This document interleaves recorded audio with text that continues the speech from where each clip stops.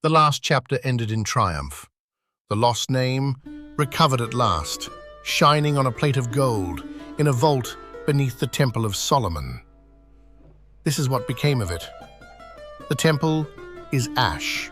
The pillars are down. The vault is buried under its own fallen roof, and the city is emptied, its people roped together and marched east into captivity in Babylon. Everything the Lodge of Perfection recovered is gone.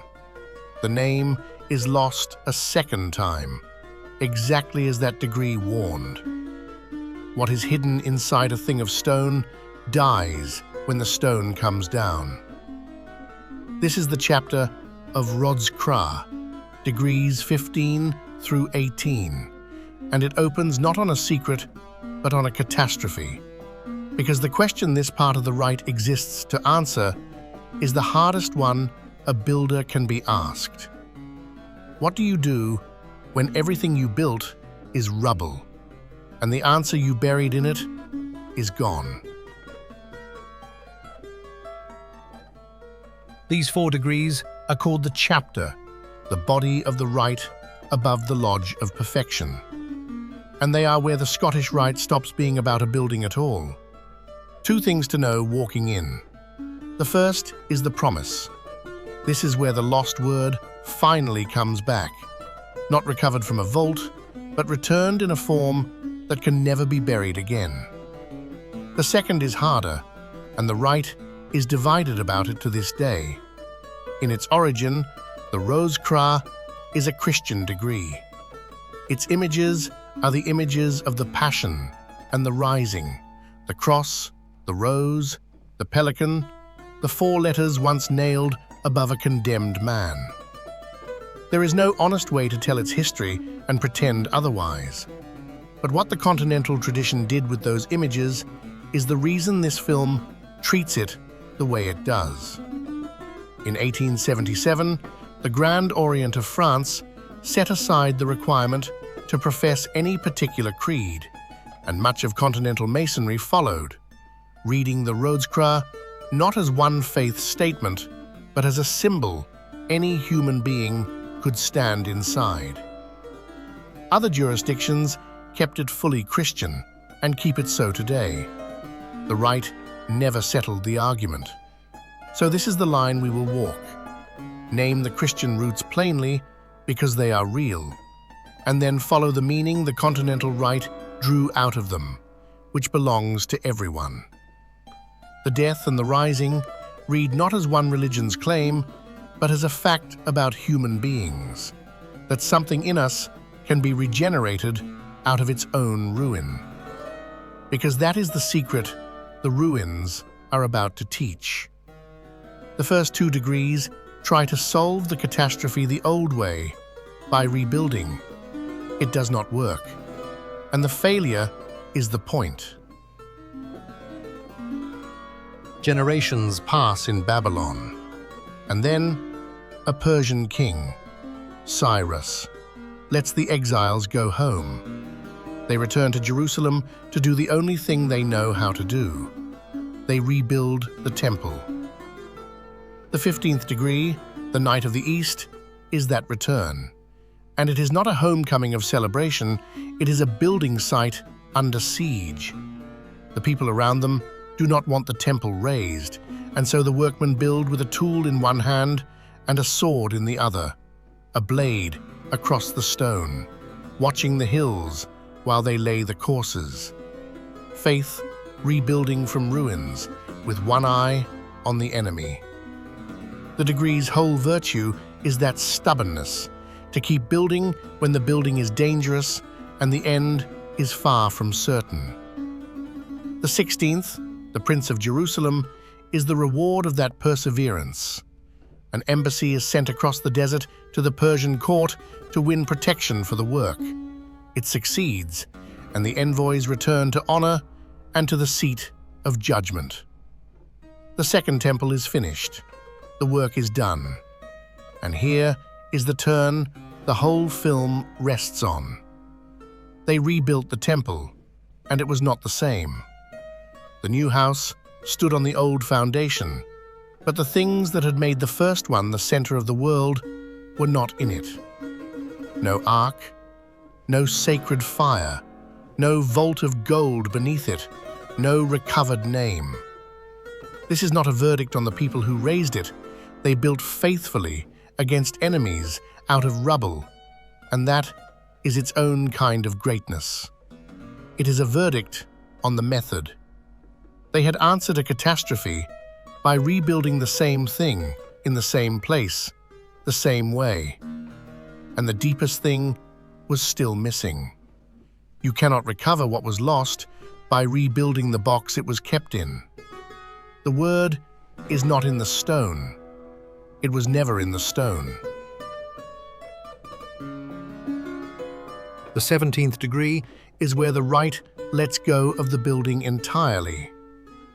The night of the east and west, the strangest, most disorienting degree in this whole stretch, because it stops telling history and starts showing a vision. It draws on the book of Revelation, a book sealed with 7 seals that no one is found worthy to open, an old world ending, and beyond it, a new Jerusalem, a holy city that comes down ready-made, not built by any mason's hand. After 3 films spent laying stone, the rite turns the candidate around and shows him a temple no army could burn, because it was never made of anything an army could reach. This is the hinge of the whole chapter. The old order, recover the truth by rebuilding the temple, is over. A new order begins. And it is worth being exact about what that does and does not mean. The turn from stone to spirit is not one religion declaring victory over another. It is the oldest human discovery there is, dressed in apocalyptic clothes, that meaning was never in the object. Burn the temple, break the pillars, bury the vault, and the thing that actually mattered turns out to have been somewhere the fire could not go. The rite is not leaving a faith behind. It is leaving behind the mistake all of them can make, the belief that the sacred can be stored in a thing. And so we come to the 18th degree, the Rose Croix itself, and it begins, one last time, in mourning. The pillars are overthrown, the word is lost. A darkness lies over the whole world. The rite has staged this loss before, at Hiram's grave, in the empty sanctuary, but never this large. This time it is not one master who has died. It is as if meaning itself had gone out of the world. The candidate is sent to search for the lost word in the dark.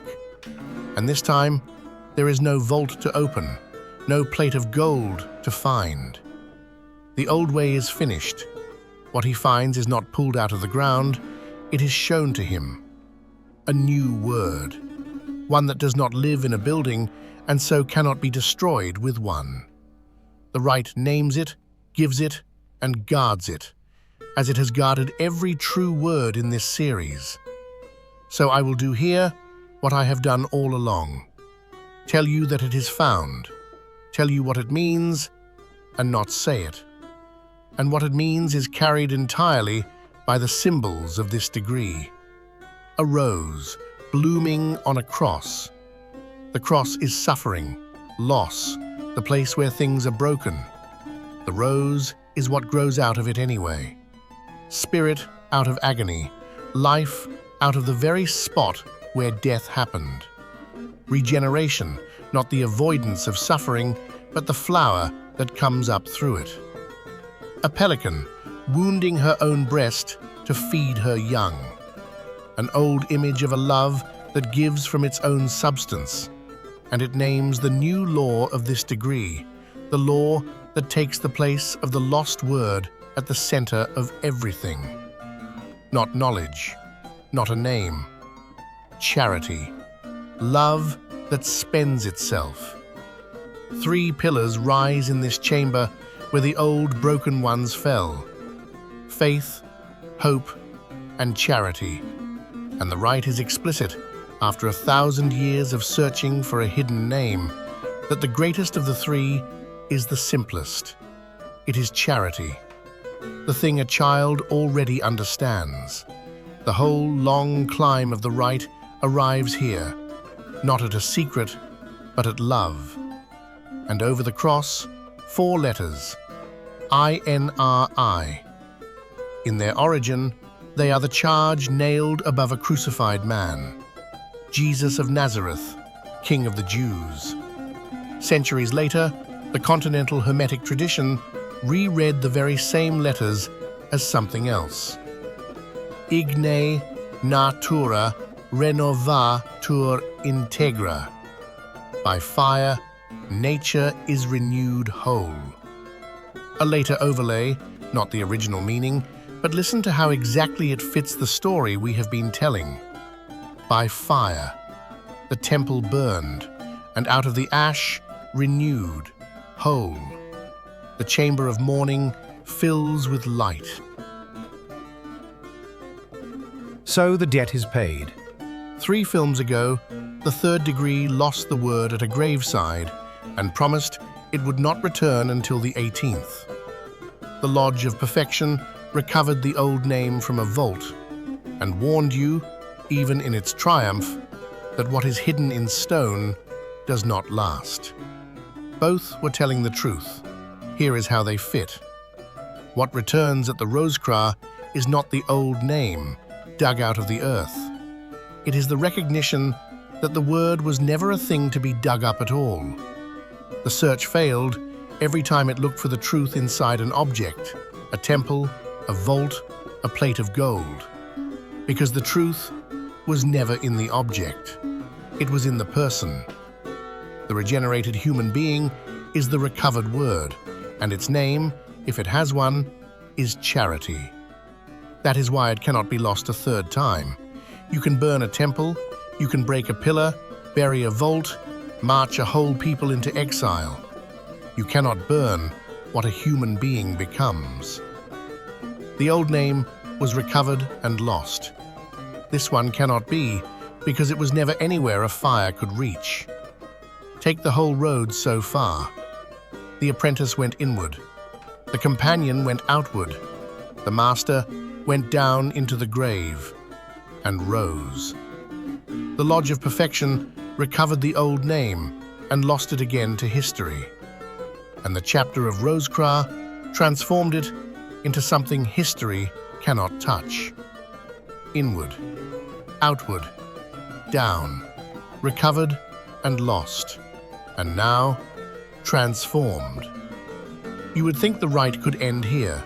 It has reached light and love and a truth that cannot be destroyed. What more is there to say? But the rite does not end at the Rose Croix, and the degrees that follow take a darker turn than anything before them. Beyond the chapter lies the Council of Kadosh, the 19th through the 30th, where the mood swings back hard from light and charity into justice, vengeance, and a long reckoning with tyranny. Having found love, the rite turns to ask what love owes to a world still full of oppression. But that is the next descent. For now, the chamber is full of light, the rose is open on the cross, and the word that was lost at a graveside is finally, quietly, home, in the only place it could never be taken from. That is the chapter of Rose Croix.